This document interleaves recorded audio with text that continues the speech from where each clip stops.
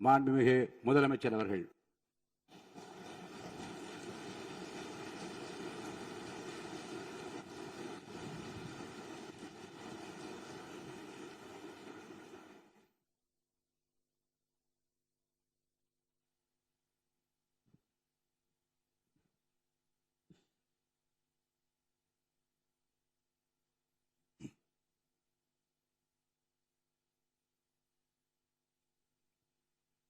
மாண்புமிகு பேரவைத் தலைவர் அவர்களே,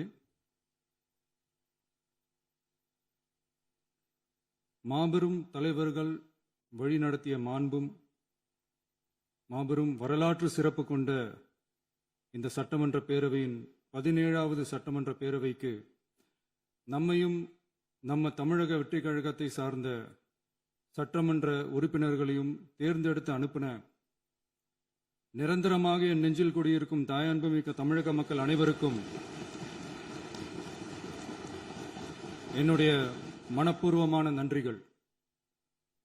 17வது சட்டமன்ற கூட்டத்தொடரின் முதல் ஆளுநர் உரையின் மீதான நன்றி தெரிவிக்கும் தீர்மானத்திற்கு பதிலுரை வழங்க வாய்ப்பளித்த மாண்புமிகு பேரவைத் தலைவருக்கு நம் வணக்கத்தை தெரிவித்துக் கொள்கிறோம்.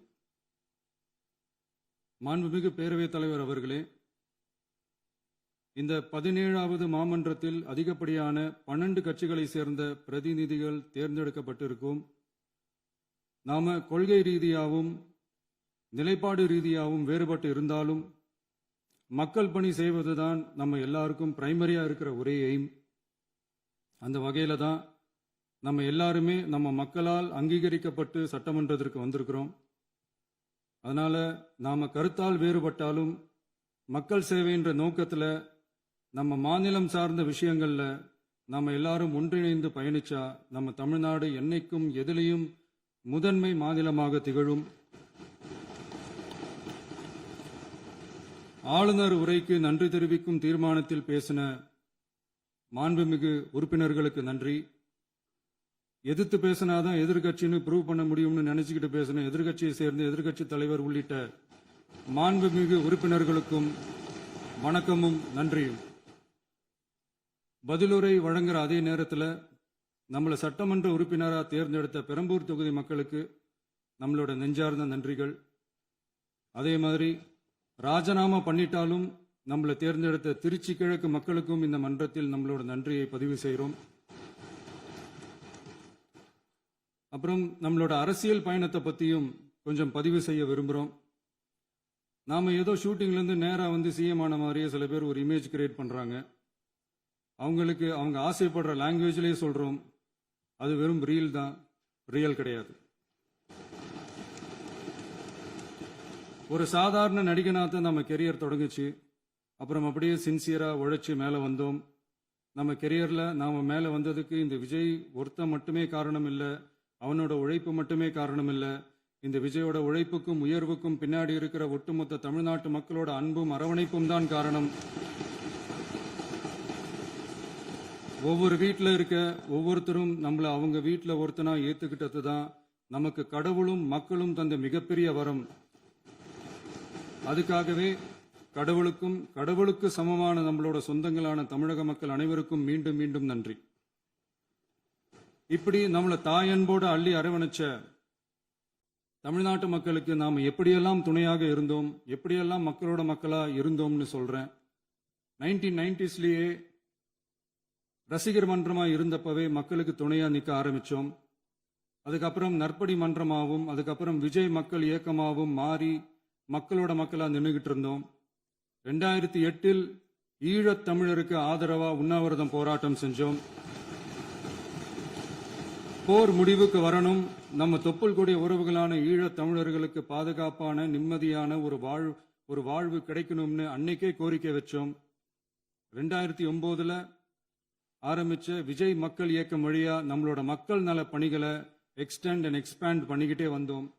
கல்விக்கு துணையா இருந்தோம், சோஷியல் சர்வீஸ் செஞ்சோம், வெள்ள நிவாரணத்துல துணையா இருந்தோம், கொரோனா காலத்துல மக்களுக்கு தோள் கொடுத்தோம். விலையில்லா விருந்தகம், குருதியகம், முட்டைப்பால் ரொட்டி திட்டம், விழியகம், பயிலகம், நூலகம், இப்படி பல வழியில மக்களுக்கு துணையா இருந்தோம். அப்புறம் நம்மளோட திரைப்படங்கள்ல நம்மளால முடிஞ்ச வரைக்கும் ஊழல் எதிர்ப்பை சொன்னோம், சமூக நீதியை சொன்னோம், கல்வியை பத்தி சொன்னோம், அரசியலை பத்தி சொன்னோம். அரசியலை பத்தி பேசுனதுனால நம்ம படங்கள் சந்திச்ச இதுவரைக்கும் சந்திக்கிற பிரச்சனையை பத்தி எல்லாருக்குமே தெரிஞ்சதுதான். இது மட்டும் இல்லாம 2011 நாகப்பட்டினத்துல மீனவர் பிரச்சனைகளுக்கு ஆதரவா ஒரு பெரிய பொதுக்கூட்டம் நடத்தினோம். மீனவர்கள் மீதான தாக்குதலை கண்டிச்சு பேசி அதுல நம்மளோட எதிர்ப்பை பதிவு செஞ்சோம். 2017 ஜல்லிக்கட்டு போராட்டத்தில் தமிழர் பண்பாட்டு உரிமைக்கான நம்மளோட ஆதரவை தெரிவிச்சோம். 2018 ஸ்டெர்லைட் போராட்டம் துப்பாக்கி சூட்ல பாதிக்கப்பட்ட நம்ம சொந்தங்களை நேர்ல சந்திச்சு ஆறுதல் சொன்னோம். 2021 உள்ளாட்சி தேர்தலில் விஜய் மக்கள் இயக்க வேட்பாளர்கள் போட்டியிட்டு ஜெயிச்சாங்க. கல்வி விருது விழா நடத்தி சிறந்த மதிப்பெண் பெற்ற மாணவ மாணவிகளுக்கு ஊக்கத்தொகையும் பரிசும் கொடுத்தோம். 2024 தமிழக வெற்றி கழகத்தை ஆரம்பிச்ச உடனேயே CAA-வை எதிர்த்து அறிக்கை விட்டோம். அரசியல் கட்சி ஆரம்பிச்சு விழுப்புரம் மாவட்டத்தில் விக்கிரவாண்டியில நம்மளோட முதல் மாநில மாநாட்டிய வெற்றி கொள்கை திருவிழாவை நடத்தினோம். தந்தை பெரியார், பெருந்தலைவர் காமராஜர், அண்ணல் அம்பேத்கர், வீரமங்கை வேலுநாச்சியார், மக்கள் சேவகர் அஞ்சலை அம்மாள்னு நம்மளோட 5 கொள்கை தலைவர்களை அறிவிச்சோம். இந்தியாவிலே 2 பெண் ஆளுமைகளை கொள்கை தலைவர்கள் அறிவிச்ச ஒரே கட்சி நம்ம டிவிக்கு மட்டும்தான் என்ற பெருமையோடு அறிவிச்சோம். பெரியார் சொன்ன மாதிரியே அவர் சொன்னதுல நமக்கு ஏற்புடையதை மட்டும் எடுத்துக்கிட்டோம். அவரோட கடவுள் மறுப்பு கொள்கையில நமக்கு உடன்பாடு இல்லைன்னு ஓப்பனா அறிவிச்சோம். நமக்கு கடவுள் நம்பிக்கை உண்டுன்னு அறிவிச்சோம். யாரோட நம்பிக்கைக்கும் நாம் எதிரானவங்க இல்லைன்னு தெளிவா அறிவிச்சோம். பெண் கல்வி, பெண்கள் முன்னேற்றம், சமூக சீர்திருத்தம், சமூக நீதி, இப்படி பெரியாரோட கருத்துக்களை நிறையவே ஏத்துக்கிட்டோம்னு அறிவிச்சோம். அண்ணல் அம்பேத்கரோட சம வாய்ப்பு, சம நீதி, சமத்துவத்தை ஃபாலோ பண்ணுவோம்னு அறிவிச்சோம். பெருந்தலைவர் காமராஜரோட மதச்சார்பின்மையை ஏத்துக்கிட்டதோட அவரோட நேர்மையான நிர்வாகத்தையே ஒரு கொள்கையா ஏத்துக்கிட்டோம்னு அறிவிச்சோம். வீரமங்கை வேலு நாச்சியாரோட மண் மீட்பையும் சமூக நல்லிணக்கத்தையும் பின்பற்றுவோம்னு அறிவிச்சோம். மக்கள் சேவகர் அஞ்சலை அம்மாளோட விடுதலை வேட்கையையும் மக்களோட வாழ்வாதாரத்துக்காக உறுதியாக நிற்கிறதையும் பின்பற்றுவோம்னு சொன்னோம். எல்லாருக்கும் எல்லாமும் கிடைக்கணும், எம் மதமும் நம் மதம்னு சொல்லி மதச்சார்பற்ற சமூக நீதி தான் நம்ம கொள்கைன்னு அறிவிச்சோம். நம்ம கொள்கை எதிரி யாரு, அரசியல் எதிரி யாருன்னு ஓப்பனா அறிவிச்சோம். எல்லாத்துக்கும் மேல பிறப்புக்கும் எல்லா உயிருக்கும்ன்றத நம்மளோட அடிப்படை அரசியல் கோட்பாட்டா அறிவிச்சுட்டு தான் அரசியலுக்கே வந்தோம். நம்ம மதுரை மாநாட்டில் நம்மளோட தேர்தல் அரசியல் மற்றும் ஆட்சி அதிகார அரசியல் வழிகாட்டியா அறிஞர் அண்ணாவையும் புரட்சி தலைவர் எம்ஜிஆரையும் ஏத்துக்கிட்டதா அறிவிச்சோம். அப்புறம் இன்னனையும் நாம இங்க பதிவு செஞ்சே ஆகணும். எல்லாரும் கட்சி ஆரம்பிச்சுட்டு தான் ஒவ்வொரு வீட்டுக்குள்ளேயும் போவாங்க. ஆனா நாம ஒவ்வொரு வீட்டுக்குள்ளேயும் போனதுக்கு அப்புறம் தான் கட்சியவே ஆரம்பிச்சிருக்கிறோம். ஒவ்வொரு வீட்டில் ஒவ்வொருத்தரும் நம்மள அவங்க பிள்ளையா, மகனா, அண்ணனா, தம்பியா ஏத்துக்கிட்டதும் இயல்பா நடந்துச்சு. தமிழ்நாட்டு மக்களோட மனசுக்குள்ள போறதுக்கு நாம பட்ட பாடு நமக்கு மட்டும்தான் தெரியும். இதெல்லாம் புரிஞ்சாலும் புரியாத மாதிரி இருக்கிறவங்க தான் நம்மள நடிகன் என்று சொல்லியும் நம்ம கட்சிய நடிகன் கட்சின்னு சொல்லியும் சில நக்கல், நையாண்டி இதெல்லாம் பேசுவாங்க. அதை பத்தி நமக்கு கவலை இல்லைன்னு. இப்படி நம்ம அரசியல் பயணம் ரொம்ப டிரான்ஸ்பரண்டா தான் ஆரம்பிச்சிருக்கு. இந்த 2026 தேர்தலில் கூட்டணியே இல்லாமல் தனியா நின்னோம். மக்கள் நம்மள தெளிவா புரிஞ்சுக்கிட்டதாலையும் நம்ம டிவிகே தோழர்களோட உழைப்பாலையும் நாம 35% வாக்குகளை வாங்கினோம். 1,72,00,000 வாக்குகளோட தமிழ்நாட்டிலேயே தனி பெரும் கட்சியா வந்தோம். தமிழக மக்களாலையும் நம்மளோட ஆதரவு இயக்கங்களாலையும் இதோ இன்னைக்கு இங்க நம்ம டிவிகே ஆளும் கட்சியா உட்கார்ந்துருக்கிறோம். இந்த ஆளும் கட்சியா ஆனதும் அவ்வளவு சாதாரணமாலாம் நடந்துடல. 2.25 வருஷத்துல ஆட்சிக்கு வந்துட்டீங்கன்னு ரொம்ப கிண்டலா கேலியா சிலர் பேசுறாங்க. எங்களோட இந்த 2.25 வருஷ டிராவல்ல எவ்வளவு வலியும் வேதனையும் இருக்குது. நம்மளோட மக்கள் சந்திப்புக்கே அவ்வளவு இடையூறு, அவ்வளவு தடைகள், ஊர் உலகத்துல யாருக்கும் இல்லாத ஒன்னா நமக்கு மட்டுமே தனியா ஸ்பெஷலா எக்ஸ்க்ளூசிவா நிறைய நிபந்தனைகள், நெருக்கடிகள், கட்டுப்பாடுகள், நம்மளை சந்திக்க வர்ற மக்களுக்கு சரியான பாதுகாப்பு இல்லாம, நம்ம கூட்ட நிகழ்ச்சிக்கு போதுமான பாதுகாப்பு இல்லாமன்னு இன்னும் வெளியே சொல்ல முடியாத நிறைய சூழ்ச்சிகள் எல்லாத்தையும் தாண்டி தான் நாம் இந்த இடத்துக்கு வந்திருக்கிறோம். But still miles to go. நம்ம டிராவல்ல எல்லாத்துக்கும் உச்சமா நம்மளோட சொந்தங்கள், நம்மளோட உறவுகள், 41 பேர் கரூர் சம்பவத்தில் இழந்த வேதனை எல்லாம் எப்படி சொல்றதுனே தெரியல. நம்ம மனசை விட்டு என்னைக்கும் அந்த வலியும் வேதனையும் நீங்கவே நீங்காது. அதுலயும் நம்ம மேலேயே பழி போட்ட கொடுமையெல்லாம் இருக்கும் பாருங்க, அதெல்லாம் வேற லெவலுங்க. என்னத்துக்கு அப்படியெல்லாம் செஞ்சாங்கன்னு தெரியல. அரசியல்னா இப்படியெல்லாம் கொடூரமா இருக்கணுமா என்ன? சரி விடுங்க. இந்த விஜய் இவனோட மக்களுக்காக எதையும் தாங்க தயாராகிட்டான். இவ்வளவு பெயின்ஃபுல்லான நம்ம பொலிட்டிக்கல் டிராவல்ல நம்மளோட மிகப்பெரிய ஆறுதலும் பலமும் என்ன தெரியுமா? என் நெஞ்சில் குடியிருக்கும் என்னோட தமிழ்நாட்டு மக்களும், என் உயிருக்கு உயிரான என்னோட தோழர்களும் தான். அவங்களோட பலத்தால தான். அன்னைக்கு 1967ல முன்னாள் முதல்வர் மாண்புமிகு அறிஞர் அண்ணா அவர்கள் தலைமையில் அமைஞ்ச சாமானியர்களோட ஆட்சி மாதிரி, 1977ல முன்னாள் முதல்வர் மாண்புமிகு புரட்சித் தலைவர் எம்ஜிஆர் அவர்கள் தலைமையில் அமைஞ்ச மிக சாமானியர்களோட ஆட்சி மாதிரி, இதோ இன்னைக்கு அதே வரிசையில 2026 சட்டமன்ற தேர்தலில் இந்த விஜயோட தோழர்கள் இடம்பெற்ற ஒரு மிக மிக சாமானியர்களின் ஆட்சி அமைஞ்சிருக்கு.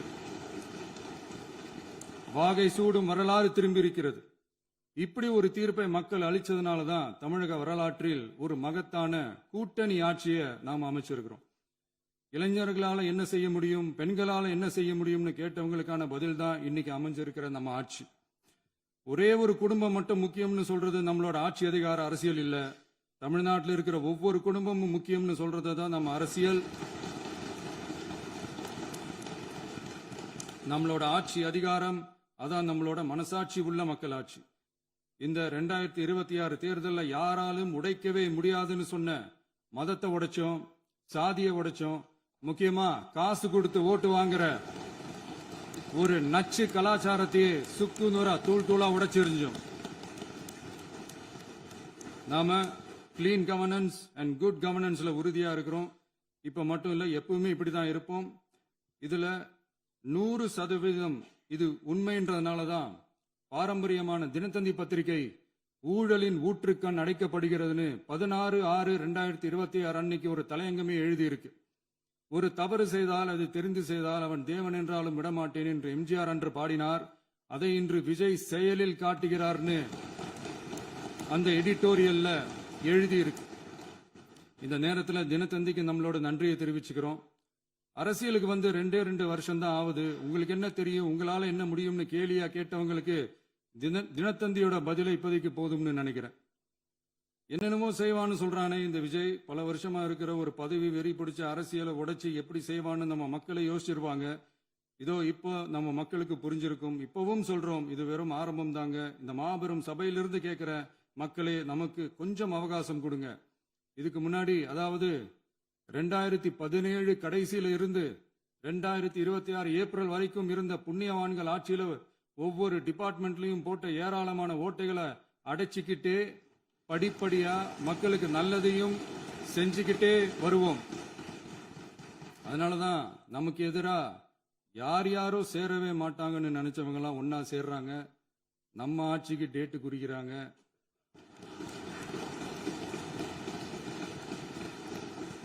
சரி, அவங்கள நம்ம மக்களே பார்த்துப்பாங்க, அது விடுங்க. நாம ஆட்சிக்கு வந்து சரியா 40 நாள் ஆகுது. அதுக்குள்ள என்ன செஞ்சீங்கன்னு கேட்கறாங்க. ஒரு லிஸ்ட் ஒன்னு சொல்றேன் கேளுங்க. பெண்கள் பாதுகாப்புக்காக சிங்கப்பெண் சிறப்பு படை, 200 யூனிட் வரை கட்டணமில்லா மின்சாரம், போதைப் பொருள் ஒழிப்புக்காக தனிப்படை, குறுவை நெல் சாகுபடியை ஊக்குவிப்பதற்காக 134.83 கோடி சிறப்பு தொகுப்பு திட்டம், வழிபாட்டு தலம், ஸ்கூல், பஸ் ஸ்டாண்டுன்னு அதுக்கு பக்கத்தில் இருக்கிற 717 மதுபான கடைகள் மூடப்பட்டன. அங்க வேலையில் இருந்தவர்களுக்கு வேறு கடைகளில் வேலை, கவனிக்கப்படாமல் விடப்பட்ட அம்மா உணவகங்கள் புதுப்பிக்கப்பட்டன. பத்திரப்பதிவு துறையில் பகல் கொள்ளைக்கு புல் ஸ்டாப் வைக்கப்பட்டுள்ளது. வருகையில்லா ஆவண பதிவு முறை கொண்டுவர உத்தேசிக்கப்பட்ட செயல்பாட்டில் உள்ளது. அரசு மற்றும் தனியார் மருத்துவமனையில் ஸ்கேன் மையங்களில் கருவுறுவதற்கு முன் மற்றும் பின் ஏற்படும் தவறுகளை கண்காணிக்கவும், மருத்துவ நிறுவனம் முறைப்படுத்தும் சட்ட விதிகள் பின்பற்றப்படுகிறதா என கண்காணிக்கவும், மருத்துவ மற்றும் ஊரக பணிகள் இயக்கத்தின் பயன்பாட்டிற்காக 40 புதிய வாகனங்கள் வழங்கப்பட்டுள்ளது. கூட்டுறவு வங்கியின் ஏழை எளிய மக்கள் வாங்கிய கடனுக்கு முதல் முத்தாய்ப்பாக ரூபாய் 2045 கோடி தள்ளுபடி வழங்கி ஆணையிடப்பட்டுள்ளது. ஒன்றிய அரசிடம்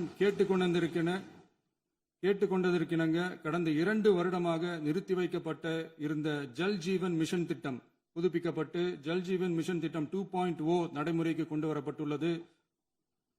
18,500 கோடி அளவில் உறுதியளிக்கப்பட்ட காஞ்சிபுரம் மாவட்டத்தில் மைய விரிவாக்க திட்டம், கோயம்புத்தூரில் மின்னணு பொருட்கள் மற்றும் மின்னணு அமைப்புகள் உற்பத்தி திட்டம் மற்றும் திருவள்ளூர் மாவட்டத்தில் காட்டுப்பள்ளி LNT கப்பல் கட்டும் தளம் விரிவாக்க திட்டத்திற்கு ஒப்பந்தங்கள் போடப்பட்டுள்ளன. அனைத்து நிர்வாக நடவடிக்கைகளும் மின்னணு முறையில் மாற்றம் கொண்டுவர நடவடிக்கை எடுக்கப்பட்டு வருகிறது. சட்டவிரோத கல்குவாரி மற்றும் அனுமதியின்றி கனிமங்களை எடுத்துச் செல்வது தடுக்கப்பட்டுள்ளது. பல்வேறு குவாரிகள் சீல் வைக்கப்பட்டுள்ளன. கனிமங்களை கண்காணிப்பது, எல்லைகளை நிர்ணயிப்பது மற்றும் ஆளில்லா விமானம் மூலம் அளவீடு செய்வது போன்றவற்றை செயல்படுத்துவதற்கான பணிகள் மேற்கொள்ளப்பட்டு வருகின்றன. அனைத்து துறைகளிலும் அலுவலர் தலையீடு இல்லாமல் லஞ்ச லாவண்யமற்ற தமிழகத்தை உருவாக்க அனைத்து நடவடிக்கைகளும் முடுக்கிவிடப்பட்டுள்ளது. இதெல்லாம் சாம்பிள் தான், இன்னும் இருக்கு. இந்த வெறும் 40 நாளுக்குள்ளேயே இவ்வளவு செஞ்சிருக்கோம்னா இனி வர்ற நாட்கள்ல கொஞ்சம் கொஞ்சமா படிப்படியா ஸ்டெடியா உழைச்சி லஞ்ச லாவண்யம் இல்லாத, ஊழல் இல்லாத, பெண்களுக்கு பாதுகாப்பான, சுதந்திரமான, டிரான்ஸ்பரண்டான தமிழ்நாட்டை நம்ம சொந்தங்களான தமிழக மக்களுக்கு தர்றது தான் நம்மளோட ஒன் அண்ட் ஒன்லி டார்கெட். கண்டிப்பா அதை நிறைவேற்றியே காட்டுவோம். 8 கோடி மக்கள் நம்மளோட இருக்கிறப்போ ஏங்க அதை செய்ய முடியாது? மாண்புமிகு பேரவைத் தலைவர் அவர்களே, தமிழ்நாட்டின் கருவூலம் எப்படி திசை மாறி உருமாறி தேய்ந்து ஓய்ந்து கிடைக்கிறதுன்னு சொன்னாங்க. திசை மாறி உருமாறி தேய்ந்து ஓய்ந்துன்னு வசனம் மாதிரி ரைமிங்கா இல்லாம வளமான இலக்கியமா இதே சபையில பேசினவங்களோட திறமையான ஆட்சியில நடந்த நிதி மேலாண்மையை பத்தி வெள்ளை அறிக்கையா வெளியிட்டோம். வெள்ளை அறிக்கை வந்ததிலிருந்தே கண்ணை கட்டுதுங்க. அந்த காலத்துல தான் பிள்ளையோ பிள்ளை தொல்லையோ தொல்லைன்னு சொன்னாங்க. அதே மாதிரி தாங்க அவங்க ஆட்சியாலையும் அவங்களாலையும் இன்னைக்கு தமிழ்நாட்டுக்கே தொல்லையோ தொல்லை. இப்படி ஒரு நிலைமையை உண்டாக்கி வச்சுட்டு இவங்க சொல்றாங்க நமக்கு ஆட்சி செய்ய தெரியாதுன்னு. நம்ம அமைச்சர்களுக்கும் நம்ம சட்டமன்ற உறுப்பினர்களுக்கும் ஒன்னும் தெரியாதுன்னு. ஆமாங்க, எங்களுக்கு தெரியாதுதான். எங்க சட்டமன்ற உறுப்பினர்களுக்கும் அமைச்சர்களுக்கும் மக்கள் பணி செய்ய தெரிஞ்ச அளவுக்கு மக்கள் பணத்தை சுருட்ட தெரியாதுதான்.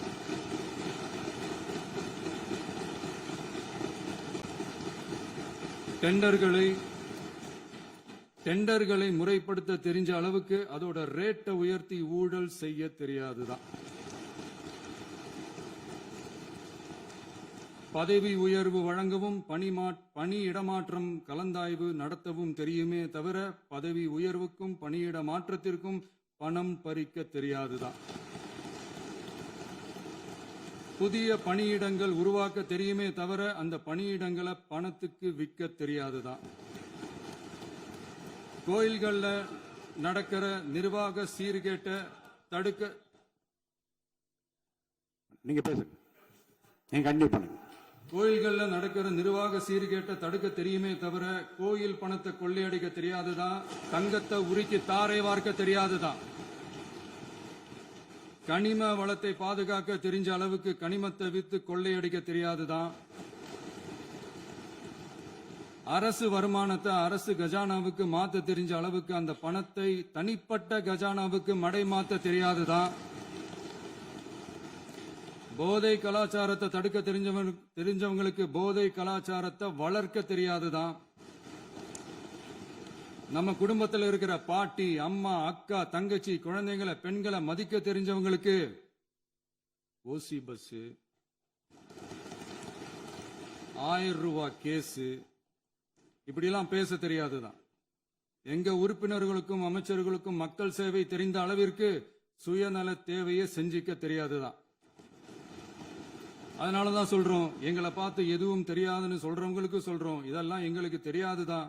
உங்களை மாதிரி முறைகேடுகளை செய்யறத நாங்க தெரிஞ்சுக்கவும் போறதில்ல, தெரிஞ்சுக்கவும் ஆசைப்படல. அத கடைசி வரைக்கும் எங்களுக்கு தெரியாமலே இருந்துட்டு போகட்டும். அதனால நாங்களும் எங்க மக்களும் வெரி வெரி ஹாப்பி தான். மாண்புமிகு பேரவைத் தலைவர் அவர்களே, எதிர்ப்பவர்கள் எதிர்க்கட்சி என்பதற்காக எங்கள் ஆட்சி மீது 1000 பழி போடலாம். ஆனாலும் தமிழக மக்களுக்கு உண்மையை உணர்த்த வேண்டியது நம்மளோட கடமை. மின்வெட்டை பொறுத்தவரை தமிழ்நாடு மின்மிகை மாநிலமாக இருந்தாலும் கடந்த காலங்களில் ஏற்பட்ட நிர்வாக குளறுபடிகளும் மின்சார சாதனங்கள் மற்றும் மின் மாற்றிகளில் ஏற்படும் பழுதாலும் வேண்டுமென்றே சிலரின் நடவடிக்கைகளாலும் இந்த மின்வெட்டிற்கு காரணமாக உள்ளது. மின் விநியோக மீட்பு நடவடிக்கைகளை ஒருங்கிணைப்பதற்காக எதிர்பாராமல் இரவு நேரங்களில் ஏற்படும் மின் தடங்களை விரைந்து சரி செய்வதில் 10 உயர்மட்ட கண்காணிப்பு குழுக்கள் மற்றும் 125 சிறப்பு மின் தடை நீக்க ரோந்து வாகனங்கள் வழங்கப்பட்டு 24 மணி நேரமும் கண்காணிக்கப்படுகிறது. கூடுதலாக தற்போது 77 புதிய மின் தடை நீக்க மையங்களும் உருவாக்கப்பட்டுள்ளன. விரைவில் இந்த மின்வெட்டு நிலைமை அறவே நீக்கப்படும். மாண்புமிகு பேரவைத் தலைவர் அவர்களே, நம்ம விவசாயிகள் எல்லாரும் நம்மளை நல்லா புரிஞ்சுக்கிட்டு தமிழக வெற்றி கழகத்தை ஏத்துக்கிட்டாலும் எதிர்க்கட்சிகளோட தூண்டுதலால சில இடங்கள்ல சில போராட்டங்கள் நடக்குது. எதிர்க்கட்சிகள் என்னதான் சித்து வேலை செஞ்சாலும் விவசாய பெருமக்கள் எல்லாரும் நம்ம ஆட்சி அவங்களுக்கான ஆட்சி தான் நல்லா புரிஞ்சுதான் வச்சிருக்கிறாங்க. இந்த வருஷம் எல் நினோ விளைவா எப்பவும் இருக்கிறத விட இந்த டைம் மழை குறையுங்கிறதையும் நம்ம விவசாயிகள் உணர்ந்துதான் இருப்பாங்க. இருந்தாலும் நம்ம அரசு நம்ம விவசாயிகளோட வாழ்வாதாரத்துக்காக பக்கபலமாகவும் உறுதியாகவும் துணை நிற்கும்ங்கிறத தெரிவிச்சுக்கிறோம்.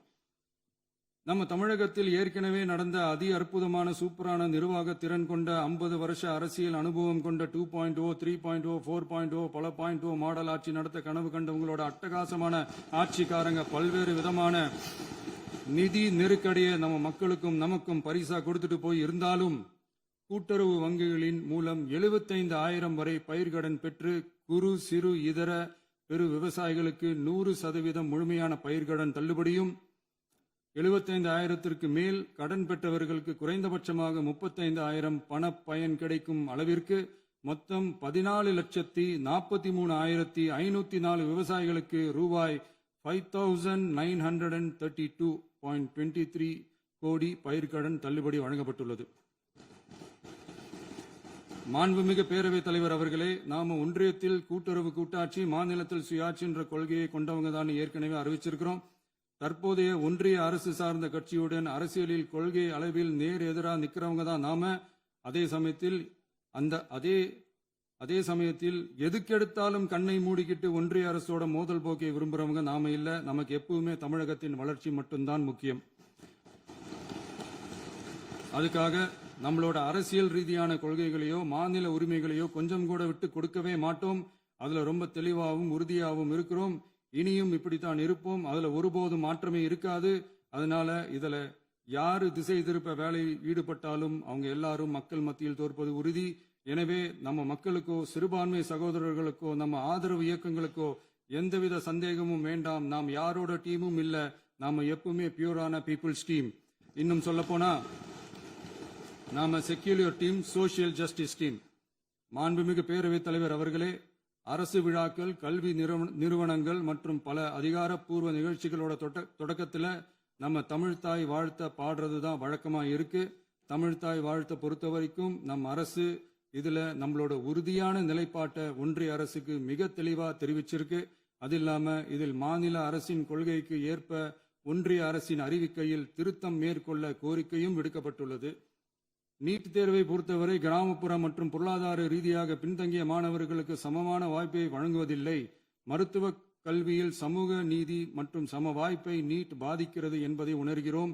எனவே மருத்துவ படிப்புகளுக்கான சேர்க்கையை 12ஆம் வகுப்பு மதிப்பெண்களின் அடிப்படையில் நடத்த வேண்டும் என்று நமது அரசு வலியுறுத்தி வருகிறது. மத்திய அரசிடம் நீட்டிலிருந்து தமிழ்நாட்டிற்கு விலக்கு வழங்க வேண்டும் என்று கோரிக்கை விடுத்துள்ளது. மாண்புமிகு பேரவைத் தலைவர் அவர்களே, பேரறிஞர் அண்ணா அவர்கள் தலைமையிலான அரசு 1968 இருமொழி கொள்கையை நடைமுறைப்படுத்தியது. தமிழ் ஆட்சி மொழி, தமிழ் மொழியை பாதுகாப்பது, மாணவர்களுக்கு ஆங்கிலத்தின் மூலம் உலக அளவிலான வாய்ப்புகளை வழங்குவது, எந்த ஒரு மொழியையும் கட்டாயமாக திணிப்பதை தவிர்ப்பது மற்றும் எதிர்ப்பது, நிலத்தின் மொழி மற்றும் பண்பாட்டு அடையாளத்தை பேணுவது என்பதை நம் தமிழக வெற்றிக் கழக ஆட்சி ஏற்றுக்கொண்டுள்ளது. எனவே தமிழ்நாட்டில் தமிழ் ஆட்சி மொழி மற்றும் இருமொழி கொள்கை என்பதில் நமக்கு மாற்று கருத்தே இல்லை. மாண்புமிகு பேரவைத் தலைவர் அவர்களே, கடந்த 11/6/2026 அன்று நடந்த நிதி ஆயோக் கூட்டத்தில் தமிழ்நாடு அரசின் சார்பாக கலந்து கொண்டு வறுமையற்ற தமிழ்நாடு இயக்கம் உருவாக்க தேவையான நிதியையும் தமிழ்நாட்டுக்கு 2 எய்ம்ஸ் மருத்துவமனைகளை தருமாறும், மருத்துவம் மற்றும் பல் மருத்துவ படிப்பிற்கு 12ஆம் வகுப்பு மதிப்பெண் அடிப்படையில் இடங்களை நிரப்புதல் குறித்தும், செயற்கை நுண்ணறிவு தொடக்க நிறுவன வளர்ப்பு மையங்கள் தமிழ்நாட்டில் அமைக்கவும், இளைஞர் திறன் மற்றும் வேலைவாய்ப்பு இயக்கம் செயல்படுத்த வேண்டியும், பெண்கள் தலைமையிலான வளர்ச்சி குறித்தும், மீனவ சமுதாயங்களின் வாழ்வாதாரம் மற்றும் மீன்பிடி படகுகள் மற்றும் மீனவர்களை விடுவித்தல் குறித்து நிரந்தர நடவடிக்கை எடுக்க வேண்டியும், காலநிலை தாங்கும் தன்மை பெருந்திட்டம் 2045 கீழ் விண்வெளி உற்பத்தி மையத்தை தேசிய விண்வெளி உற்பத்தி மையமாக அறிவிக்க கோரியும், தமிழ்நாட்டில் சாலை போக்குவரத்து நெடுஞ்சாலை மற்றும் ரயில்வே அமைச்சகத்தின் மேம்பாட்டு குறித்தும், அனைத்து கிராமங்களையும் டிஜிட்டல் இணைப்பு வசதி ஏற்படுத்துதல் குறித்தும், கூட்டு குடிநீர் திட்டம் தொடரவும், அரசின் விழாக்களில் தமிழ்தாய் வாழ்த்துக்கான முதலிடத்திற்கான கோரிக்கையும், மேகதாது அணை கட்டுமான நிறுத்தத்தை உறுதிப்படுத்தவும், மாநிலத்தின் மீது மும்மொழி கொள்கையை வற்புறுத்தாமல் புதிய கல்விக் கொள்கையை திணிக்காமல் தமிழகத்திற்கான கல்வித்தொகை ரூபாய் 3284 கோடியை விடுவிக்க கோரியும், ஆண்டுதோறும் 5 லட்சம் இளைஞர்களுக்கு உதவித் தொகையுடன் கூடிய பணியினை தொழில்நுட்ப பயிற்சி வழங்க ஒத்துழைப்பு வழங்குமாறும், ஒகேனக்கல் 3ஆம் கட்ட கூட்டு குடிநீர் திட்டத்திற்கான நிதி ரூபாய் 2283.40 விடுவிக்கவும், வேலை வாய்ப்பு மற்றும் வாழ்வாதாரத்துக்கான உத்தரவாத திட்டத்தின் கீழ் வேலை வாய்ப்புகளை உருவாக்க உடனடி நடவடிக்கை மேற்கொள்ள வேண்டியும் மற்றும் திருக்குறளை தேசிய இலக்கியமாக அறிவிக்குமாறும் தமிழ்நாடு சார்பில் பேசியுள்ளோம் என்பதை தெரிவித்துக் கொள்கிறோம். மாண்புமிகு பேரவைத் தலைவர் அவர்களே, அண்டை மாநிலங்களுடனான நட்புறவு ஒரு மாநிலத்தின் வளர்ச்சிக்கும் நாட்டின் ஒற்றுமைக்கும் மிகவும் அவசியமானது. தமிழ்நாடு தனது அண்டை மாநிலங்களுடன் நதி நீர் பங்கீடு, பொருளாதாரம், கல்வி, கலாச்சாரம் மற்றும் போக்குவரத்து துறைகளில் நல்லுறவை பேணி வருகிறது. பரஸ்பர மரியாதை, ஒத்துழைப்பு மற்றும் கூட்டாட்சி தத்துவத்தின் அடிப்படையில் அண்டை மாநிலங்களுடனான நட்புறவை வலுப்படுத்தவும் நமது ஆட்சியில் காக்கப்படுகிறது. மாண்புமிகு பேரவைத் தலைவர் அவர்களே, சட்டம் ஒழுங்கை பத்தி பேச்சு வந்தது. சட்டம் ஒழுங்கு சரியா இருக்கணும் அப்படின்றதுல எங்களுக்கு மாற்று கருத்தே கிடையாது. கண்டிப்பா லா அண்ட் ஆர்டர் கரெக்டா இருக்கணும், கரெக்டா இருக்கும், இருக்க வைப்போம். அதே மாதிரி பெண்கள் பாதிக்கப்படுறதையும் இங்க யாராலையும் சகிச்சுக்கவே முடியாது. அதுக்கான கடுமையான நடவடிக்கைகள் நம்ம அரசு எடுத்துக்கிட்டு இருக்கிறோம். இந்த சிங்கப்பெண் சிறப்பு அதிரடிப்படை கூட அதுக்கான ஒரு ஃபர்ஸ்ட் ஸ்டெப் தான். அதே மாதிரி இந்த போதைப் பொருள் நடமாட்டம் அதை கண்ட்ரோல் பண்றதுக்கும் நம்ம அரசு கடுமையான நடவடிக்கைகள் எடுத்துக்கிட்டு இருக்கிறோம். அதையும் கண்டினியூ பண்ணி எடுப்போம். மாண்புமிகு பேரவைத் தலைவர் அவர்களே, இப்ப நான் சொன்ன இந்த பிரச்சனைகள்லாம் 2026 போன மாசம் மே மாசம் 10ஆம் தேதி புதுசா வந்துடல. இதெல்லாம் பல வருஷமா இருக்கிற பிரச்சனைகள் தான், பல வருஷமா கண்டுக்காம விட்ட பிரச்சனைகள் தான். இன்னைக்கு எதிர்கட்சிக்காரங்க அதை பத்தி கேட்கும் போது எனக்கு அது அக்கறையா தெரியல, அவதூறு அரசியலா தான் தெரியுது, பழி போடுற அரசியலா தான் தெரியுது. இப்படி அவதூறு பழி போடுறவங்களை பார்த்து ஒன்னே ஒன்று தான் கேட்கணும்னு தோணுது. கடந்த 9-10 மாசமா நம்ம ஸ்டேட்ல சட்டம் ஒழுங்கு டிஜிபியே இல்லை. சட்டம் ஒழுங்கு டிஜிபியை போடுங்கன்னு சொல்லி எல்லாம் ஓஞ்சி போயிட்டோம். போன ஆட்சியில் நடந்ததுக்கெல்லாம் இப்பதான் விடையே கண்டுபிடிக்கிறோம் நம்ம ஆட்சியில்.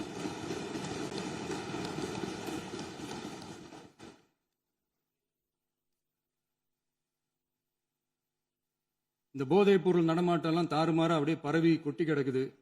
இதெல்லாம் இனிஷியல் ஸ்டேஜ்லயே யார் கண்ட்ரோல் பண்ணியிருக்கணும்? போலீஸ் டிபார்ட்மெண்ட் அப்போ யார் கையில இருந்தது? இத்தனை கேள்வி நம்மளை பார்த்து கேட்கறாங்களே, ஒரே ஒரு கேள்வி தான் நான் கேட்கணும்னு தோணுது. போலீஸ் டிபார்ட்மெண்ட்டை கையில வச்சுக்கிட்டே பிகினிங்லயே இனிஷியல் ஸ்டேஜ்லயே இந்த போதைப் பொருள் நடமாட்டத்தை ஏன் கண்ட்ரோல் பண்ணல?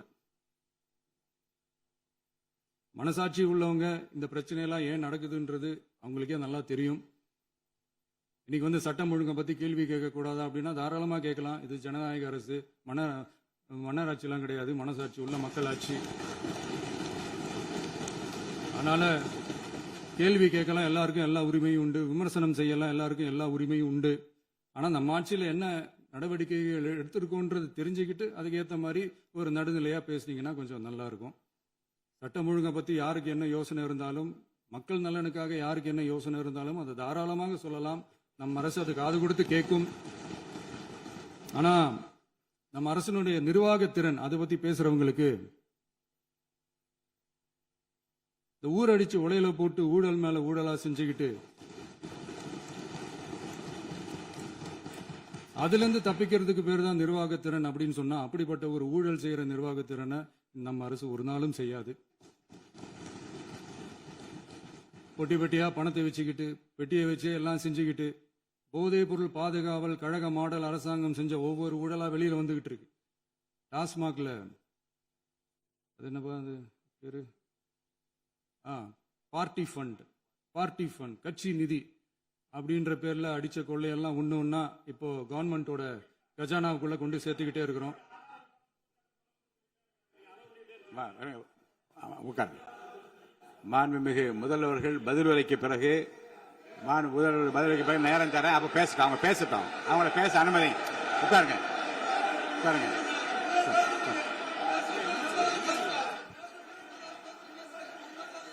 மாண்புமிகு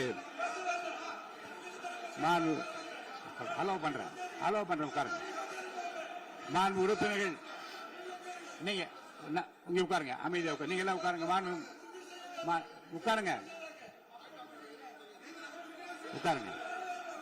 மாண்புமிகு நீங்க எல்லாரும் உட்காருங்க. அமைதியா உட்காருங்க. இருங்க, உட்காருங்க. அப்புறம் நீங்க என்ன உட்காருங்க. நான் கொடுப்பேன், உட்காருங்க. நான் பாயிண்ட் ஆஃப் வார கொடுங்க, நான் கொடுக்கறேன். உட்காருங்க.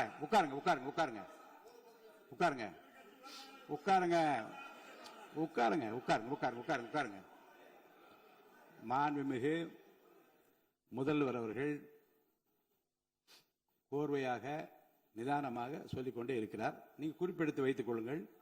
பேசி முடித்தவுடன் நான் உங்களுக்கு அவகாசம் தருகிறேன். நீங்க ஒண்ணு சொல்லுங்க, என்ன என்று நீங்க சொல்லுங்க. உங்க சொல்லுகிற வாய்ப்பை நான் உங்களுக்கு தருகிறேன். இப்பொழுது மாண்புமிகு முதலமைச்சர் உங்கள் உரையை தொடரலாம்.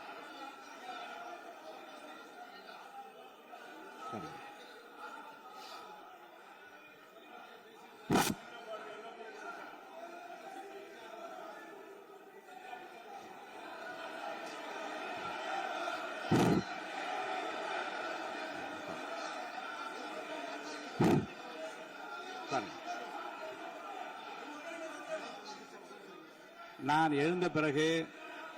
எழுந்த பிறகு உட்கார்றதுதான் முறை. உட்காருங்க, எல்லாரும் உட்காருங்க. தேசிய உட்கார். நான் அலோவ் பண்றேன். உட்காருங்க, அமைதியா உட்காருங்க. நான் அலோவ் பண்றேன். அமைதியா உட்காருங்க. அங்க இருந்து குரல் கொடுக்காதீங்க. உட்காருங்க.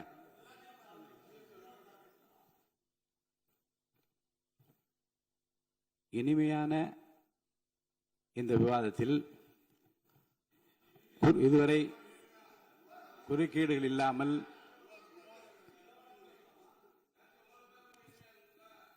கொஞ்சம் அமைதியா இருங்க. மாண்புமிகு முதல்வர் அவர்கள் பேசி முடித்தவுடன் பாயிண்ட் ஆஃப் ஆர்டர் கேட்டிருக்கேன், நான் அனுமதிக்கிறேன். எதிர்க்கட்சி தலைவருக்கு மட்டும் நான் அனுமதி தருகிறேன். அவர் எழுந்து பேசலாம். மாண்பு முதலமைச்சர் நீங்க கண்டினியூ பண்ணி முடிக்கலாம். நீ எல்லாரும் எழுந்துச்சீங்கன்னா சரி வராது. உட்காருங்க. நான் சொல்லியிருக்கேன். உட்காருங்க.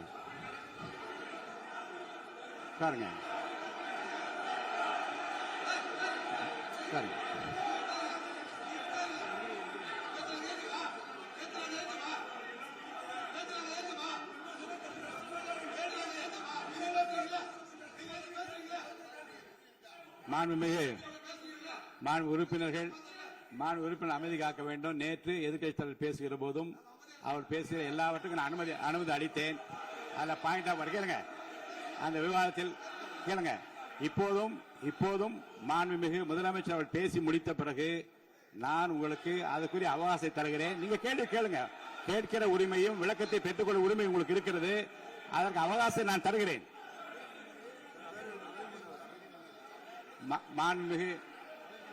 மாண்புமிகு உறுப்பினர் அமருங்க. நான் என் தீர்ப்பை சொல்லுகிறேன். மாண்புமிகு முதலமைச்சர் அவர்கள் பேசி முடித்தவுடன் எதிர்க்கட்சி தலைவருக்கு அந்த வாய்ப்பை நான் தருகிறேன். நிச்சயமா அந்த கேள்வி கேட்கலாம். உட்காருங்க எல்லாரும். பேரவை முன்னவர் பேசுங்க. மாண்பு பேரவைத் தலைவர் அவர்களே, இன்று இவர்கள் முயற்சி செய்வது அவர் ஆளுங்கட்சியாக இருக்கின்ற போது இருங்க, நான் சொல்லிடுறேன் பிளீஸ். ஒரே நிமிஷம் நான் சொல்லிடுறேன் பிளீஸ். ஆளும் கட்சியாக இருக்கின்ற போது நீங்கள் சொன்ன ஒரே வார்த்தை, நாங்கள் பேசி முடித்ததற்கு பிறகு குறிப்பிடுத்துவிட்டு நீங்கள் எந்த கேள்வி வேண்டுமானாலும் கேட்கலாம் என்று ஒரு முறையை நீங்கள் பின்பற்றினீர்கள் அதே முறையை இப்போது பின்பற்ற வேண்டும் என்று கேட்டுக்கொள்கிறேன். மாண்புமிகு பள்ளிக்கல்வித்துறை அமைச்சர் பள்ளிக்கல்வித்துறை அமைச்சர். மாண்புமிகு பேரவைத் தலைவர் அவர்களே, நேற்றைய தினம் கூட எதிர்க்கட்சி தலைவர் சொன்னதை முழுமையாக கேட்டு இறுதியில் ஒரு வாய்ப்பு தந்தீங்க. அதுவும் இல்லாம இந்த நேரத்தில் நேரலையில் நீங்களும் பாக்குறீங்க. அங்கிருந்து ஏழை ஒருமையில் விழித்து இந்த பக்கம் இருக்க உறுப்பினர்களை பார்த்து ஏழை அப்படின்னு ஒருமையில் விழிப்பதை உங்கள் மூலமாக கண்டிக்கிறேன். அந்த வார்த்தையை அவை குறிப்பிலிருந்து நீக்கணும். கண்ணியம் காத்து முதல்வர் முழுமையாக பேசுவதை காத்து கண்ணியம் காத்து இந்த சபைக்கு ஒரு மரபு இருக்கிறது. அதை மூத்த உறுப்பினர்கள் பின்பற்றபடி உங்கள் மூலமாக கேட்டுக்கொள்கிறேன். மாண்புமிகு முதலமைச்சர் அவர்கள் உரையை தொடரலாம். நான் தரேன். நான் உறுதியாக மாண்புமிகு முதலமைச்சர் அவர்கள் பேசி முடித்தவுடன் எதிர்க்கட்சி தலைவருக்கு அந்த வாய்ப்பு தரப்படும் என்பதை உறுதியாக சொல்லிவிட்டேன். இடையிலே குறுக்கீடு செய்யாமல் அந்த பேச்சு முழுமையாக பேசி முடிக்க நீங்கள் அனுமதி வழங்க வேண்டும் என்று கேட்டுக்கொள்கிறேன். அமைதியா உட்காருங்க. அவங்க பேசி முடிக்கட்டும், நீங்க கேளுங்க. நான் என்ன சொல்றேன், கேட்கிற உரிமையும் விளக்கத்தை கேட்டு பெற உரிமை உங்களுக்கு இருக்கிறது. ஆனா இடையிலே குறுக்கீடு செய்யாமல் அதை முடிக்கும்படி நான் கேட்டுக்கொள்கிறேன். மாண்புமிகு முதலமைச்சர் அவர்கள் தொடர்ந்து நீங்க பேசலாம்.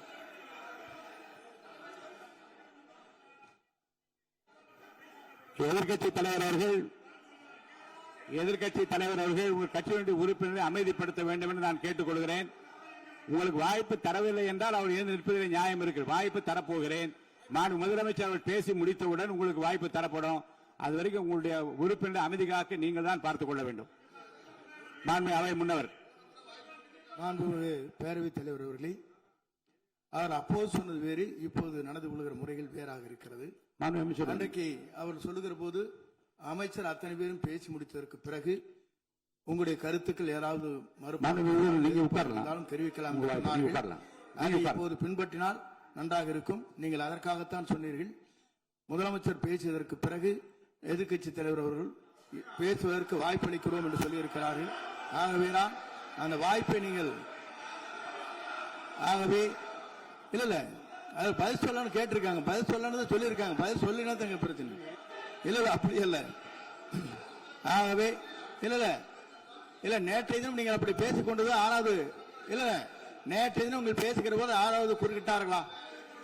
நீங்கள் பேசுகிற போது யாருமே குறுக்கிடவில்லை. நீங்க எவ்வளவு பேசினீர்கள், எவ்வளவு வார்த்தைகள் பேசினீர்கள் என்பதெல்லாம் எங்களுக்கு தெரியும்.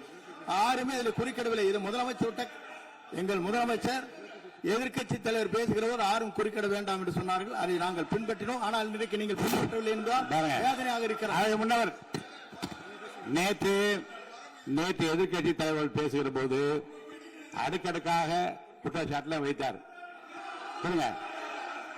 இப்போ அதற்குரிய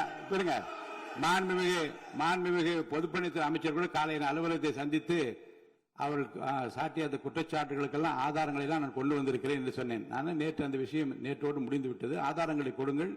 தக்க நேரத்தில் இதை பற்றி சொல்ல வேண்டி நேர்ந்தால் நான் இதெல்லாம் ஆய்வு செய்து உரிய நேரத்தில் அவை குறிப்பில் ஏற்றுவதற்கு முன்பாக அவரிடம் காட்டி அதற்கு பிறகு அதை பற்றி முடிவெடுக்கும் என்று நான் சொன்னேன். இப்போதும் சொல்லுகிறேன், மாண்பு முதலமைச்சர் அவர்கள் பேசிக் கொண்டிருக்கிறார். பேசி முடிக்கட்டும். எதிர்க்கட்சி தலைவருக்கு உறுதியாக நான் வாய்ப்பு தருவேன். அவர் கேள்விகளை முன்வைக்கலாம், விளக்கங்களை தரலாம். இப்போதைக்கு பேரவைத் தலைவர் என்ற முறையில் என்னுடைய முடிவு இதுதான். அவையில் இருக்கக்கூடிய உறுப்பினர்கள் அமரும்படி நான் கேட்டுக்கொள்கிறேன். நான் முதலமைச்சர் அவர்கள் பேச வேண்டும். இப்போ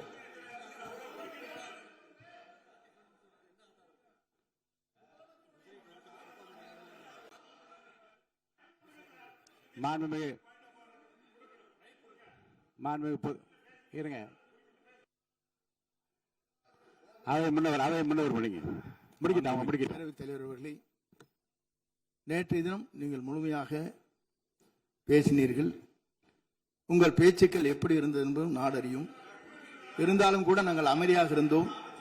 இல்ல நீங்க இருங்க. ஒவ்வொரு வார்த்தைக்கு இருங்க.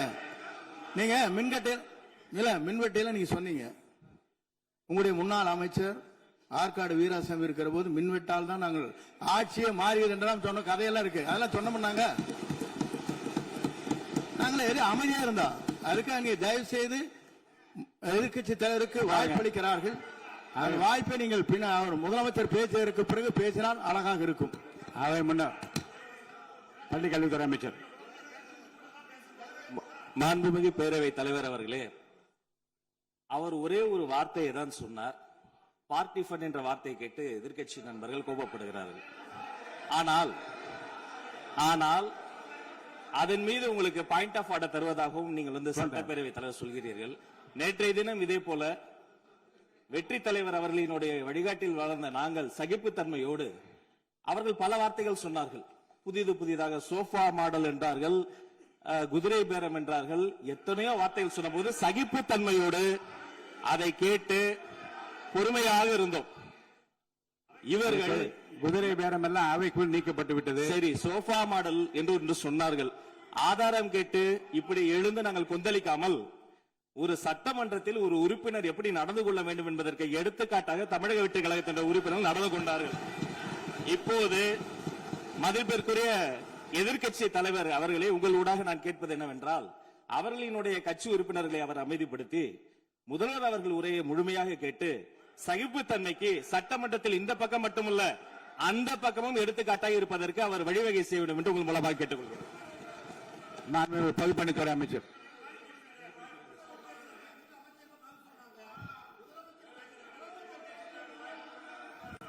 மாண்புமிகு பேரவைத் தலைவர் அவர்களே, திராவிட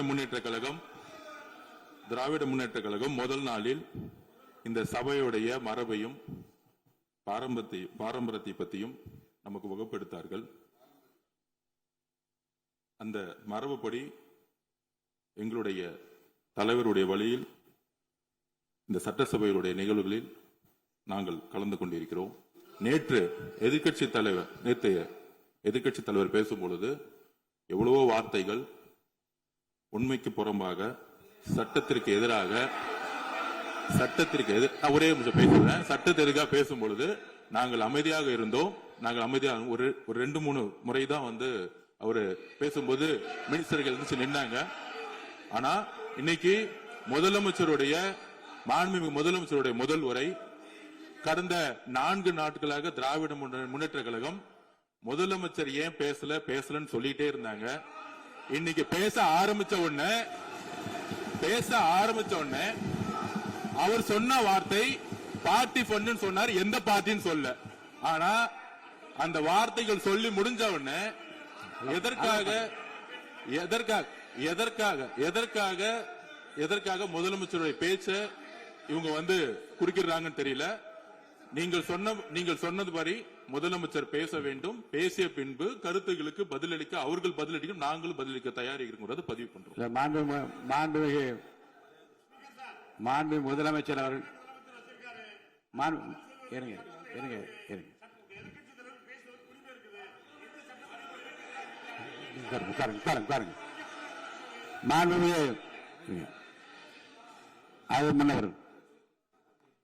மரபு இருக்கிறது, எப்போது வேணும் பாயிண்ட் ஆஃப் ஆர்டர் இருக்கலாம். இருந்தாலும் கூட நீங்க அந்த மரபை நீங்க கடைபிடித்தீங்களா உங்க ஆட்சியில? நீங்க முன்னவர் முன்பு எப்படி நடந்தால் என்பதை பற்றியோ முன்பு நடந்த நிகழ்வுகள் பற்றியோ நீங்கள் சொல்லி மீண்டும் இந்த அவையினுடைய மாண்பை குறைக்க வேண்டாம் என்று நான் கேட்டுக்கொள்ள வேண்டாம். இப்போது உள்ள பிரச்சனை, மாண்பு முதலமைச்சர் அவர்கள் தன்னுடைய பேச்சை உறுதி செய்து முடிக்க வேண்டும். அவர் முடித்த பிறகு எதிர்க்கட்சி தலைவருக்கு நான் நிச்சயமாக வாய்ப்பு தருவேன். அவர் கேள்வி கணைகளை தொடுக்கலாம், சந்தேகங்களை கேட்கலாம், விளக்கம் தருவதற்கு மாண்பு முதலமைச்சர் அவர்கள் தயாராக இருக்கின்றார். அமைதியாக என்னை அமரும்படி நான் கேட்டுக்கொள்கிறேன். இப்போது நான் அனுமதிக்க முடியாது. மாண்பு முதலமைச்சர் உரையை தொடரலாம்.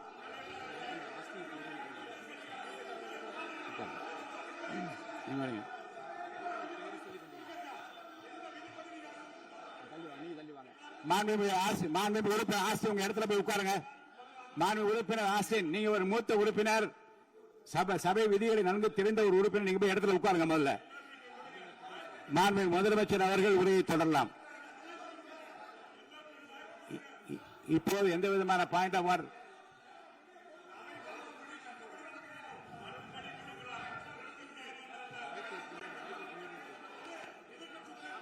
நான் வாய்ப்பு இல்லை என்று சொன்னால் நீ எழுந்து நிற்பதிலே நியாயம் இருக்கிறது. உட்காருங்க. வாய்ப்பு உறுதியாக எதிர்க்கட்சி தலைவருக்கு பாயிண்ட் ஆஃப் ஆர்டர் மட்டுமல்ல, உட்கார்ந்து அவர் பேசிய பேச்சுக்கள் என்னென்ன இருங்க, என்ன என்ன என்ன என்ன என்ன உங்களுக்கு சந்தேகம் இருக்கிறதோ வினாக்கள் இருக்கிறதோ அதை நீங்க கேட்கலாம். அவர் பதில் சொல்வதற்கு தயாராக இருக்கிறார். பேசி முடிக்கின்ற வரை அமைதி காக்கும்படி உங்களை நான் கேட்டுக்கொள்கிறேன். மாண்புமிகு எதிர்க்கட்சி தலைவர் முழு ஒத்துழைப்பை நீங்கள் தர வேண்டும் என்று நான் எதிர்பார்க்கிறேன்.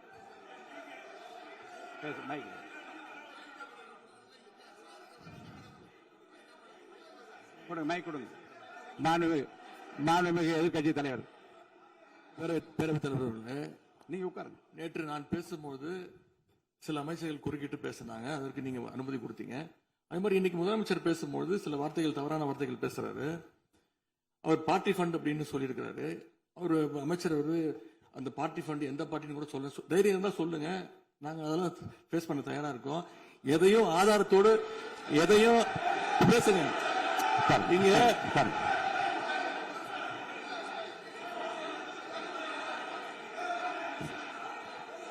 அது மாதிரி பேரவைத் தலைவர் அவர்களே, நேற்று நான் பேசி முடிஞ்சோடனே நீங்க அவை முடிஞ்சிருச்சுன்னு சொல்லிட்டீங்க.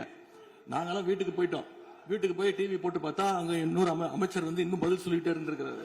அதற்கெல்லாம் நாங்க இப்ப என்ன பதில் இது, என்ன மரபு இது? நீங்க இப்ப பேசிக்கிட்டே இருப்பீங்களா? நாங்க பாத்துக்கிட்டே இருக்கணுமா? அதே மாதிரி இன்னைக்கு முதலமைச்சர் அவர்கள் பேசும்போது நாங்களும் அமைதியா கேட்டுட்டு தான் இருந்தோம். ஆனா சில கருத்துக்கள் அவர் பேசும்போது அதை நாங்க அனுமதிக்க முடியாது. ஆதாரத்தோடு ஏதாவது பேசணும்னா, குற்றச்சாட்டுகள் சொல்லும் போது ஆதாரத்தோடு சொன்னீங்கன்னா அதை நாங்க ப்ரூவ் பண்றதுக்கு தயாராக இருக்கு. மாண்புமிகு உறுப்பினர் அவர்கள் இருங்க. நேற்று மாண்புமிகு எதிர்க்கட்சி தலைவர்கள் பேசியதும் மாண்புமிகு பொதுப்பணித்துறைகள் பேசியதும் ஆதாரம் இல்லாமல் பேசக்கூடாது என்று நான் சொன்னேன். ஆய்வு செய்து நீக்கப்பட வேண்டியது நீக்கும் என்று சொன்னேன். இப்போது மாண்புமிகு முதல்வர் அவர்கள் பேசி முடிக்கட்டும். நீங்கள் கூறிய கருத்துப்படி அதில் ஆதாரங்கள் இல்லாத குறிப்பாக இருந்தால் அதை நீக்குவதற்குரிய உரிமை எனக்கு இருக்கிறது. ஆய்வு செய்து நான் நடவடிக்கை எடுப்பேன். இப்போது மாண்புமிகு முதலமைச்சர் அவர்கள் பேசலாம். இந்த டாஸ்மாக் மாதிரியே பல டிபார்ட்மெண்ட்லயும் மறுபடியும் சொல்றேன், கட்சி நிதின்ற பேர்ல அடிச்ச கொள்ளைய ஒன்னா கவர்மெண்டோட கஜானாக்குள்ளேயே கொண்டு சேர்த்துக்கிட்டே இருக்கிறாங்க. இப்பவும் சொல்றேன், மக்கள் பணத்துல இருந்து ஒரு பைசா கூட தொடமாட்டோம், தொடவும் விடமாட்டோம், தொட்டா விடமாட்டோம். இதுக்கு முன்னாடி தொட்டவங்களையும் விடமாட்டோம்.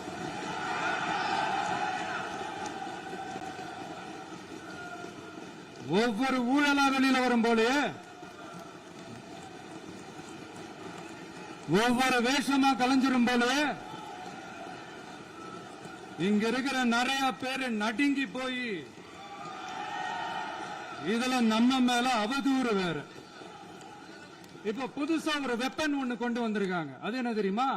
அவங்க தயவால தான் நம்ம ஆட்சி நடக்குதாம். மக்கள் தயவால இந்த ஆட்சி நடந்துகிட்டு இருக்கு. மனசாட்சி உள்ள சக்திகளோட ஆதரவால இந்த ஆட்சி நடந்துகிட்டு இருக்கு. நாங்க தான் அனுப்பி வச்சோம் அப்படின்றாங்களே. அனுப்பி வச்சவங்களுக்கு மினிஸ்ட்ரியில இடம் கொடுத்தா ஏன் கதறீங்க? ஏன் இவ்வளவு கோபம்? ஏன் இவ்வளவு கதறல்?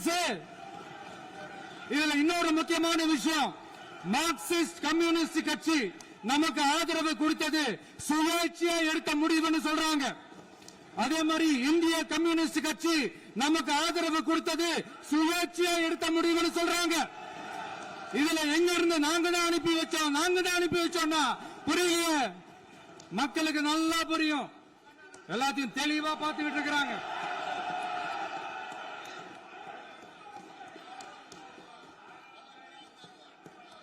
முதலமைச்சர் கண்டினியூ பண்ணலாம். மாண்புமிகு முதலமைச்சர்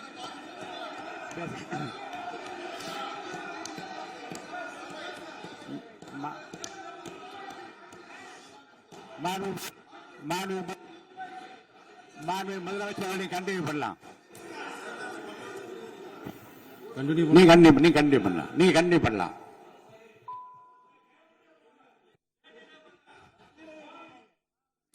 இந்த சமூக நீதி அரசுன்னு சொல்றவங்களை பார்த்து கேட்கிறேன், நம்ம பட்டியலின சகோதரர்களுக்கு எத்தனை அமைச்சர் பதவி கொடுத்தீங்கன்னு கொஞ்சம் சொல்ல முடியுமா? ஆனா நம்மளுடைய அரசுல 8 அமைச்சர் பதவிகள் யாருக்கு? நம்ம பட்டியலின சகோதரர்களுக்கு. எல்லாம் நம்ம அண்ணன், நம்ம தம்பி, நம்ம தங்கச்சிங்க. அண்ணல் அம்பேத்கர் அவர்களுடைய கிட்டத்தட்ட 100 ஆண்டு கால கனவு இப்ப நிறைவேறி இருக்கு. நான் ஏன் கொஞ்சம் சவுண்டா பேசுறேன் அப்படின்னா அவங்களுக்கு கேட்கணுன்றதுக்காக, தப்பா எடுத்துக்காது. அதே மாதிரி பெண்களோட பாதுகாவலர் நாங்க தான் அப்படின்னு சொல்லிக்கிறவங்கள கேட்கிறேன், எத்தனை பெண்களுக்கு அமைச்சர் பதவியில இடம் கொடுத்தீங்க கொஞ்சம் சொல்ல முடியுமா? எங்க அரசுல 4 சகோதரிகளுக்கு அமைச்சர் பதவி கொடுத்திருக்கிறோம்.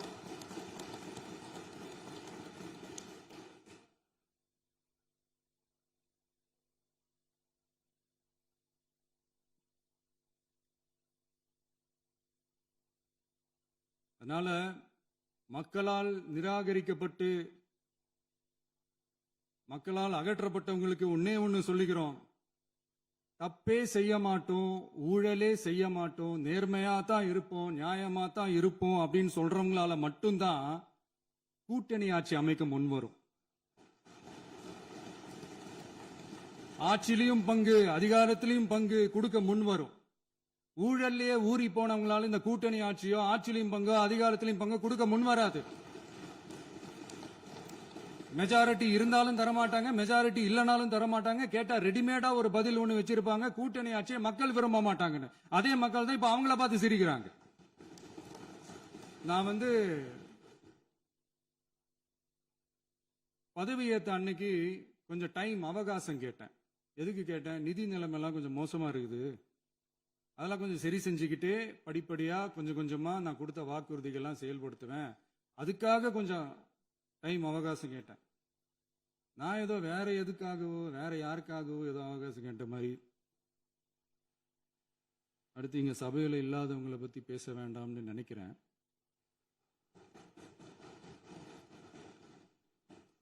இங்க நம்மளை பத்தி அவதூறு பரப்புறதோட மட்டும் இல்லாம இப்ப நம்ம மக்கள் மேலேயும் அவதூறு பரப்ப ஆரம்பிச்சிட்டாங்க. மக்கள் நமக்கு ஓட்டு போட்டது தப்பான், குடும்பம் குடும்பமா நமக்கு ஆதரிச்சது தப்பான். இது இப்ப இல்ல, நான் சொல்றது எம்ஜிஆர் அவர்கள் காலத்திலிருந்தே. அப்பவே அவர் ஜெயிச்சப்போ அதே மக்களை தப்பு தப்பா பேசுறது. மக்கள் என்ன பண்ணிட்டாங்க, எம்ஜிஆர் என்ன பண்ணிட்டாரு, எம்ஜிஆர் என்ன இது பண்ணிட்டாரு. 50 வருஷமா ஒரே டெக்னிக்கா.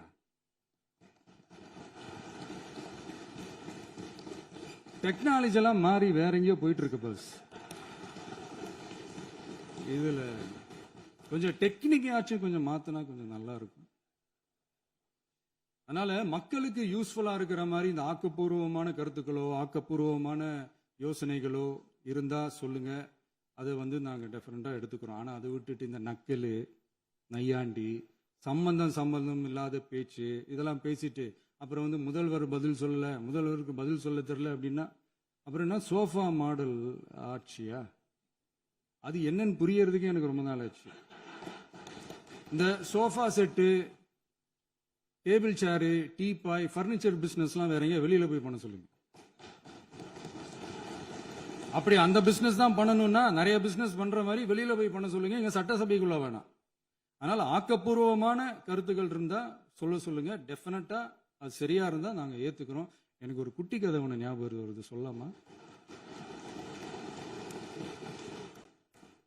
ஒரு ஊர்ல ஒரு பெரியவர் வெயில் ரொம்ப ஜாஸ்தியா இருக்குன்னு சொல்லிட்டு கண்ணுக்கு மேல கை வச்சுக்கிட்டு இப்படி சுத்தி முத்தி தேடிக்கிட்டு இருந்தாராம். அப்ப கூட இருந்த ஒரு சின்ன பையன் என்ன தேடுறீங்க அப்படின்னு கேட்டானா. அதுக்கு அந்த பெரியவர் சொன்னாரா, அது ஒண்ணு இல்ல தம்பி, உங்க அப்பா இங்கதான் இருப்பாருன்னு சொன்னாங்க, அதான் தேடிக்கிட்டு இருக்கேன், எங்க உங்க அப்பாவையா காணோம்.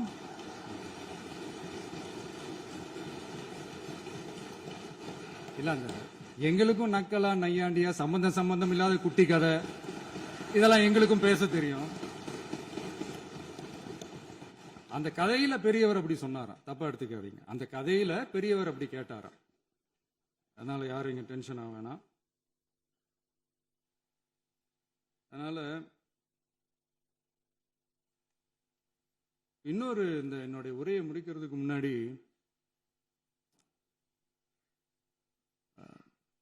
போயிட்டாங்க, பேசலாமா? உங்க கருத்துக்களை நீங்க முழுமையாக மன நிறைவோடு பேசலாம். டிவியில சரி.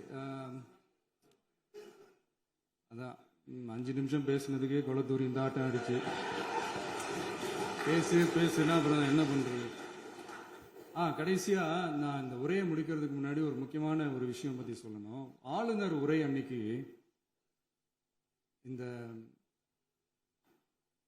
தமிழ் தாய் வாழ்த்துக்கு அப்புறம் தேசிய கீதம் பாடினது தப்பு, தேசிய கீதம் 2 முறை பாடினது தப்பு, அப்படி ஒரு நிகழ்வு இதுக்கு முன்னாடி இந்த சட்டசபையில நடந்ததே கிடையாது, அந்த மரபையே மாத்திட்டீங்க, இப்படி ஒரு பெரிய ஒரு போர் மாதிரி எதிர்கட்சியை சார்ந்தவங்க எல்லாம் சொன்னாங்க இல்லையா. அந்த மாநில உரிமை போராளிகளை, அந்த மரபு காக்கிற உரிமை போராளிகளை ஒரே ஒரு கேள்விதான் கேட்கணும். 2021 ஆகஸ்ட் 2 ஞாபகம் இருக்கா? Centenary celebration of Tamil Nadu legislature. அந்த ஃபங்க்ஷன்ல நம்ம முன்னாள் முதலமைச்சர் கருணாநிதி அவர்களோட கலைஞர் அவர்களுடைய கலைஞர் அவர்களுடைய புகைப்படத்தை மாண்புமிகு குடியரசுத் தலைவர் திறந்து வைக்கிற ஒரு ஃபங்க்ஷன். அந்த ஃபங்க்ஷன்ல national anthem followed by Tamil Thai Vazhthu அப்படின்னு அறிவிச்சது ஞாபகம் இருக்கா? அதாவது தேசிய கீதத்துக்கு அப்புறமா 2வது முறையா, நோட் திஸ் பாயிண்ட் மாண்புமிகு பேரவைத் தலைவர் அவர்களே, பிளீஸ் நோட் திஸ் பாயிண்ட். தேசிய கீதத்துக்கு அப்புறம் 2வது முறையாக தமிழ் தாய் வாழ்த்து பாடப்படும் அப்படின்னு சொன்னது ஞாபகம் இருக்கா? அதுவும் முத்தமிழ் அறிஞர் அப்படின்னு சொல்ற நம்ம கலைஞர் அவர்களுடைய அந்த புகைப்படம் வெளியிட்டு விழாவில் அவர் இருந்த இதே சபையில தமிழ 2வது இடத்துக்கு தள்ளினது யாருன்னு ஞாபகம் இருக்கா?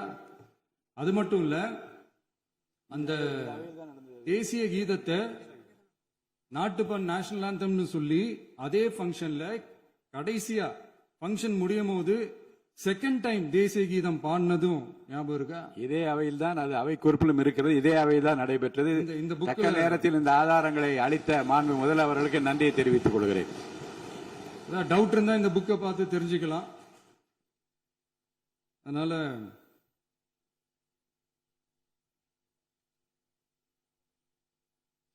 இதெல்லாம் கேட்டா என்ன சொல்லுவாங்கன்னா, அது ஜனாதிபதி கலந்துகிட்ட ஃபங்க்ஷன், அதெல்லாம் அப்படிதான், அதெல்லாம் கண்டுக்க கூடாது அப்படின்னு சொல்லுவாங்க. இதே மாதிரிதான் பேசுறது ஒண்ணு, செய்யறது ஒண்ணு, செய்யறது ஒண்ணு, பேசுறது ஒண்ணு. இதெல்லாம் மக்கள் பார்த்துக்கிட்டு இருக்காங்க. எலெக்ஷனுக்கு முன்னாடி தான் அப்படி செஞ்சுக்கிட்டு இருந்தாங்க, இப்போ எலெக்ஷனுக்கு அப்புறம் அதே தான் செய்யறாங்க. இந்த விஜயையும் சாமானியர்களின் உண்மையான சமூக நீதி அரசையும் அவமானப்படுத்துறதுக்கு தான் அவங்களோட அந்த பொலிட்டிக்கல் சீனியாரிட்டி அது பயன்படுத்துது போல. சரி, செய்யட்டும் செய்யட்டும், நல்லா செய்யட்டும். இப்போ ஆனாலும் நம்மளுடைய மாநில உரிமை, மொழி உரிமை, உத்தம உத்தரர் போல வேஷம் போடுற எதிர்கட்சிக்கு ஒன்றை மட்டும் ஆணித்தரமாக சொல்றோம். உங்களை மாதிரி தமிழ்னு சொல்லிக்கிட்டு, மொழி, பண்பாடு, கலாச்சாரம்னு சொல்லிக்கிட்டு ரெட்டை வேஷம் போடுறவங்க நாங்க கிடையாது. உலகெங்கும் வாழும் என் தமிழ் சொந்தங்களுக்கு நம்முடைய உத்தரவாதம் தமிழ் தான் எங்க உயிர் நாடி அப்படின்றத மறக்க மாட்டோம். இப்பவும் சொல்றோம், மாநில உரிமையில எப்பவும் உறுதியா இருப்போம். அதே சமயத்துல அரசியல் வேற, ஒன்றிய மாநில அரசுகளுக்கு இடையே இருக்கிற நிர்வாக அணுகுமுறை வேற. இதுல நாங்க ரொம்ப தெளிவா இருக்கிறோம். அதனால எங்களுக்கு பாடம் எடுக்கிறதா நினைச்சுக்கிட்டு உங்க வேஷத்தை நீங்களே கொஞ்சம் கொஞ்சமா கலைச்சிக்கிட்டே வர்றீங்க, மறந்துடாதீங்க. அப்புறம் நேத்து எதிர்கட்சி தலைவர், மாண்புமிகு எதிர்கட்சி தலைவர் பேசும்போது நிறைய பேசினாங்க. அதுல ஒண்ணு மட்டும் அரசு சொல்றதா நினைச்சுக்கிட்டு நம்மளை இன்டைரக்டா ஈவில் அப்படின்ற அந்த வார்த்தையை யூஸ் பண்ணாங்க. எனக்கு ஒண்ணுதான் சொல்லணும்னு தோணுது. ஈவில்ஸ்னு டெவில்ஸ் பேசக்கூடாது.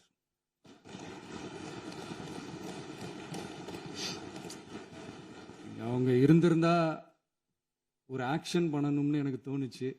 எல்லாரும் போயிட்டாங்க. பர்மிஷன் பண்ணலாமா? இப்பவும் பண்ணலாம், ஒன்றும் தப்பு இல்லை.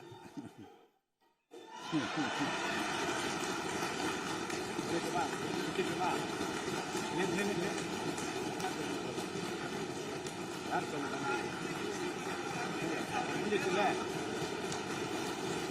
எழுந்து சொல்லுமா? உட்காந்து சொல்லட்டுமா?